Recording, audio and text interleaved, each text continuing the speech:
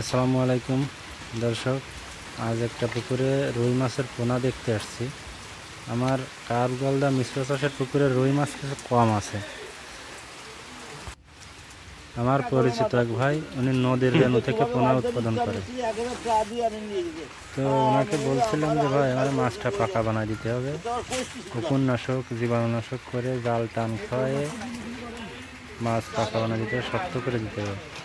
তাই উনি জাল নামাইছে আজকে পুকুরে, আমার ফোন দিয়েছিল, আমি মাছটা দেখতে আসছি। এখানে মাছ আছে বিভিন্ন সাইজের মাছ। আমি মাছ নেব 3-4 কেজি এই সাইজের মাছ। তো আপনারা যারা চাষি ভাইরা আছেন, আপনারা পোনা নির্বাচন করবেন সঠিক পোনা। নদীর রেণু থেকে যে পোনাটা উৎপাদন হয় এটা অন্যান্য হ্যাচারির থেকে বাড়ে বেশি, কারণ নদীতে যে ডিমগুলো ফোটে ওই ডিমগুলো পরিপক্ক না হলে ফোটে না।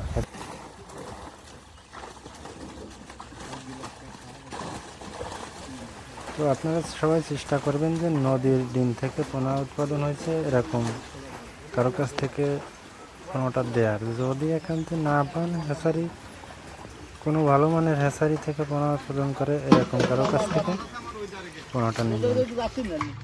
এখানে বিভিন্ন প্রকার মাছ ছিল, এখান থেকে রুই মাছটা বাছাই শেষে এখন ওজন করতেছে।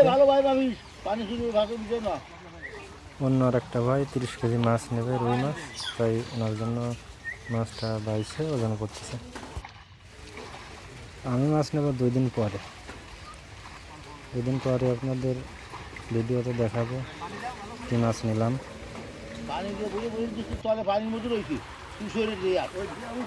মাছ দেখে আমার পছন্দ হয়েছে, মাছটা ভালো চকচক করতেছে। ভিডিওর লাস্টে মাছ দেখানো আছে, আপনারা দেখেন।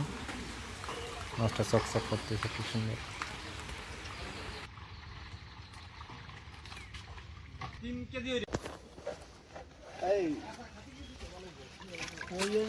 বোতল আছে, 2 কেজি দাঁড়িয়ে 3 কেজি